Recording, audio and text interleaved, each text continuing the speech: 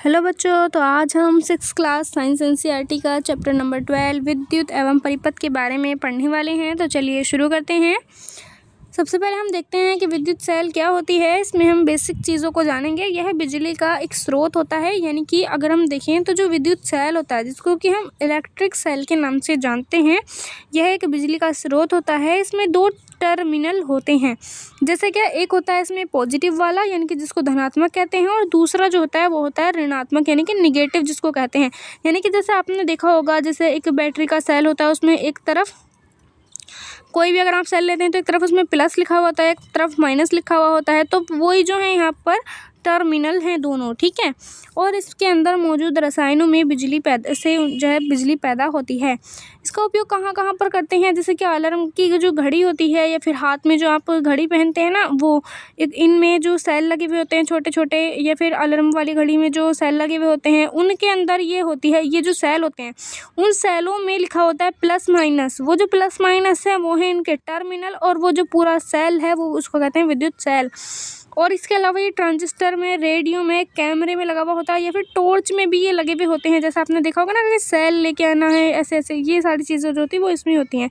अब एक चीज़ इसमें आप ध्यान रखना है कि कभी भी अगर आप जो है सेल का उपयोग कर रहे हैं तो कभी भी प्लस को प्लस के साथ नहीं जोड़ना होता है। हमेशा प्लस और एक माइनस को एक साथ जोड़ना होता है, तभी जो है वो बैटरी या फिर जो चीज़ें होती हैं वो काम करती हैं।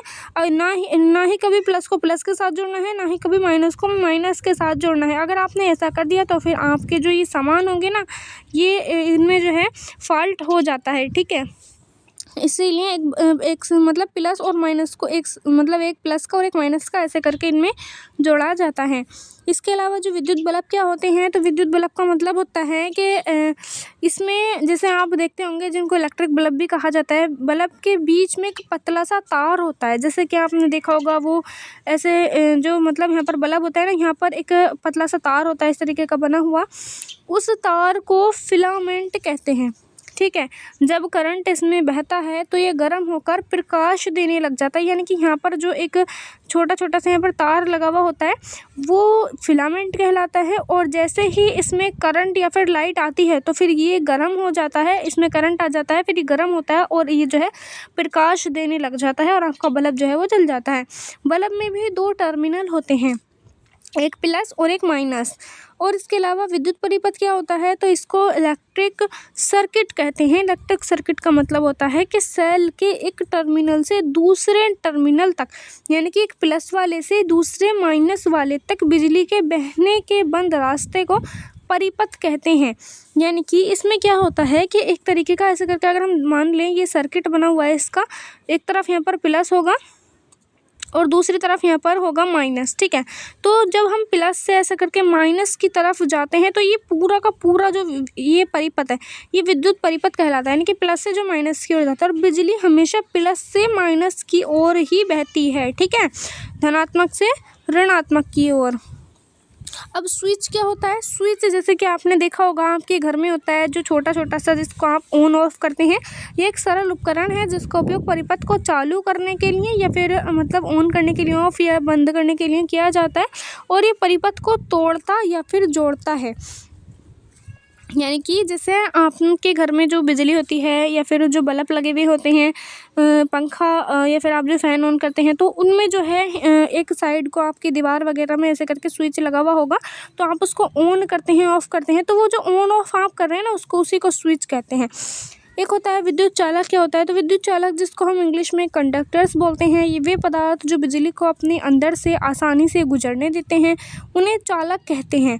यानी कि ऐसे पदार्थ जैसे क्या, अगर मान लो आपके पास कोई लोहे का तार है या फिर कोई तांबे का तार है या फिर एल्युमिनियम का तार है, अगर इस तरीके के धातु का कोई भी आपके पास तार होगा और अगर आप उसको जो है बिजली में लगा देंगे तो उसमें क्या होगा, करंट आने लग जाएगा। लेकिन अगर आप उस बिजली में, यानी कि आप अपने स्विच में या फिर आप जो बिजली में, अगर आप लकड़ी के टुकड़े को, यानी कि सूखी लकड़ी को अगर आप उसमें लगाएंगे तो आपको करंट नहीं आएगा, या फिर अगर आप प्लास्टिक वगैरह को लगाएंगे तो आपका करंट नहीं लगेगा। लेकिन अगर आप जैसे तांबे का तार हुआ, लोहे का तार हुआ, एल्युमिनियम का तार हुआ, अगर आपने उसको लगा दिया फिर आपने उसको छुआ तो आपको करंट लग जाएगा। तो वही क्या होते हैं, यानी कि ऐसी चीज़ें जिनमें आपको करंट लग जाता है उनको लगाने से, वो क्या होते हैं, वो विद्युत चालक होते हैं, यानी कि उनके अंदर आसानी से जो विद्युत है वो बह जाती है। एक होता है विद्युत रोधक, यानी कि जिसको कि इंसुलेटर्स कहा जाता है। वे पदार्थ जो बिजली को अपने अंदर से नहीं गुजरने देते उन्हें रोधक कहते हैं। जैसे कि रबर होती है, प्लास्टिक होती है, लकड़ी होती है, कांच होती है। यानी कि अगर आप इसको जो है बिजली लाइट में लगाएंगे, रबड़ को, प्लास्टिक को, लकड़ी को, तो आपको जो करंट नहीं लगेगा, तो उनको क्या कहेंगे हम? विद्युत रोधक। विद्युत रोधक यानी कि इंसुलेटर्स उनको कहेंगे। लेकिन जिसमें आपको करंट लग सकता है उसमें लगा करके वो विद्युत चालक कहा जाता है। समझ गए?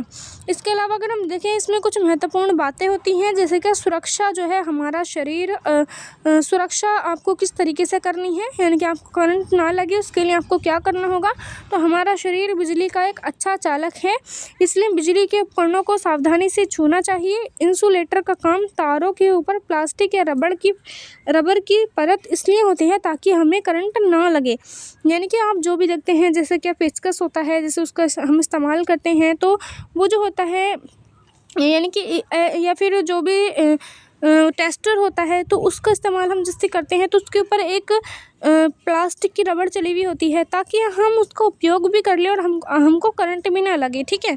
और वो जो प्लास्टिक का ऊपर का चढ़ा हुआ होता है उसी को हम यहाँ पर विद्युत रोधक कहते हैं, ठीक है।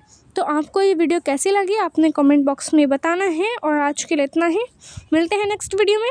Thank you.